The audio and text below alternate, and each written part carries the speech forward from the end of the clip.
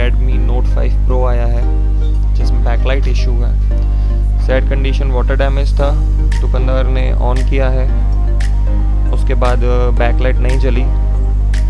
उसने काफ़ी कुछ करके देखा, PMI भी चेंज करके देखी, लाइट सेक्शन में डायोड, कैप एंड कॉइल भी चेंज करके देखा, बट नहीं जल पाया। ये एक परफेक्ट एग्जांपल था कि आपको अगर बेसिक्स क्लियर है तो आप इजीली कर सकते हो। ऐसा कुछ ज़्यादा खास था नहीं इसमें, मेनली बस जो लाइट की इनपुट लाइन थी वोल्टेज की वो ओपन कर दी थी, तो बस मैंने वही किया है। देखिए, अगर अच्छी लगे तो लाइक करिएगा, शेयर एंड सब्सक्राइब करिएगा।